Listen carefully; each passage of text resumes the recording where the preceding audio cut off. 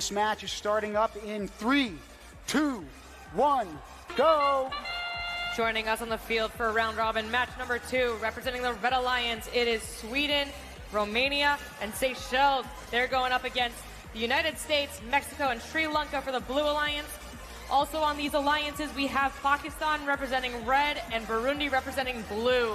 So Pakistan and Burundi will be sitting this round, but again, we'll see them later on as the playoffs develop. Right now in that foreground, you see Mexico raising itself high to the sky, as are other robots sitting on the platform. Amazing job with efficiency, not just with 4 particle loaders, but it looks like 8 on a few of these different robots.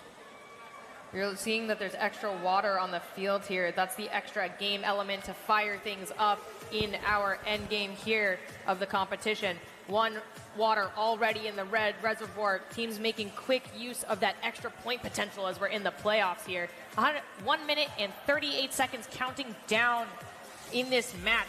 You're already seeing the Nexus goals in the back Blue Alliance region filling up. Red Alliance also making quick work. There's an L shape here of food produced for the Red Alliance, and we've got a full rectangle for the blue here. Oh, excuse me, there's actually 1 energy missing there. Food potential still next to the platform there for that Nexus goal. Meanwhile, we're getting our first particle of food getting stored in the warehouse. I'm sure there will be more in its wake. So again, these 6 teams doing an incredible job, not just producing the food that enters the field, but then ultimately storing it. That's to support a growing population. Again, feeding the future, the name of this game. These 6 teams have done an exceptional job getting to this stage in the playoffs and proving the nuances of this game apply in real life as well. We can see Team Sweden already starting to approach the ramp here with 45 seconds left. Remember, there's still that cooperation bonus on the table.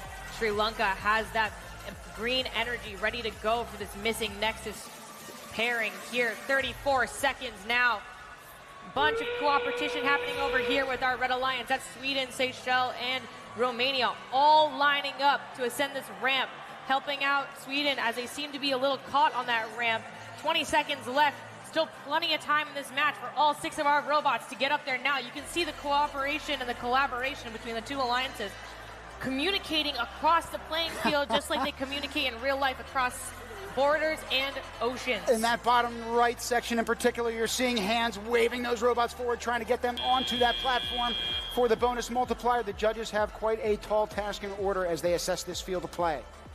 Things are certainly heating up here, but we're just getting started. Remember, this is not a single elimination tournament. It's a round robin. Our teams have the ability to come back and get that high ranking score for the entrance into the final matches stage. You can see Sweden right now with their maximum point potential.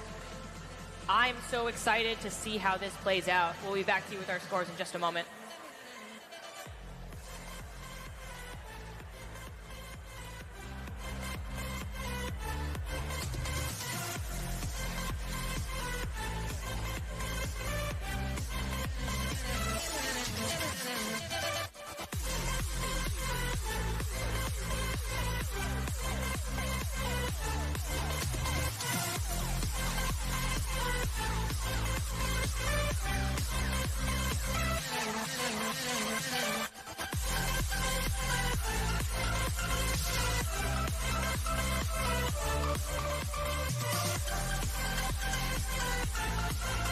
Scores on the board now. It's 74 to 64, a tight match here in our second round of the round robin.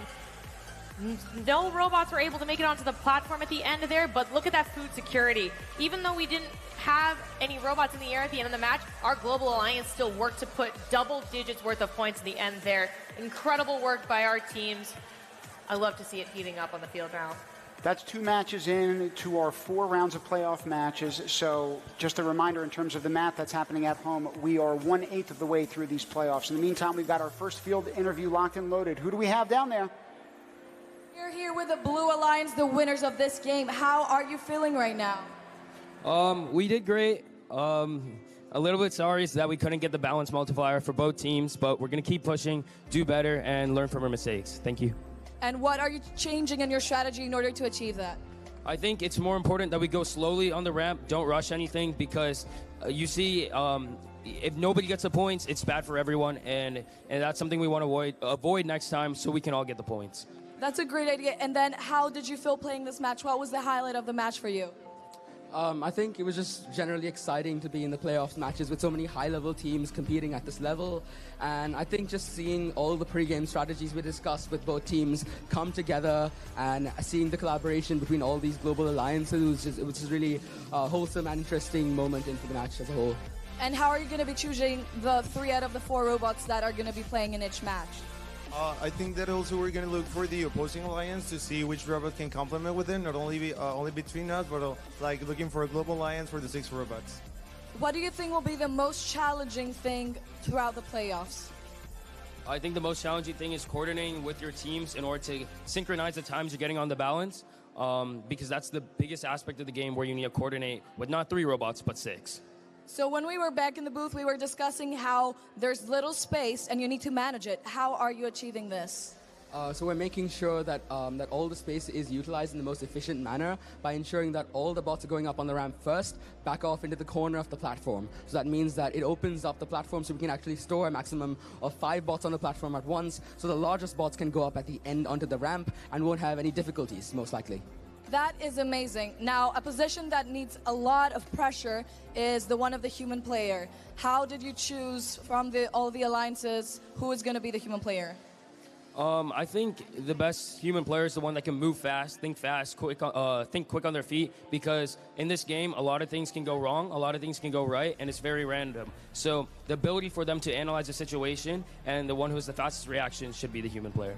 Okay, great. Thank you guys so much. We're going back to the booth. Congratulations. Thank you, Melissa. What incredible insight.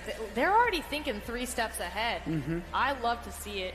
I was going to say, they're playing chess while everybody else is playing checkers, right? So when you're talking about elements of the game, they talked about getting the largest robots on the platform first, right, in order to make nuanced room for some of those smaller, more adroit robots towards the very end.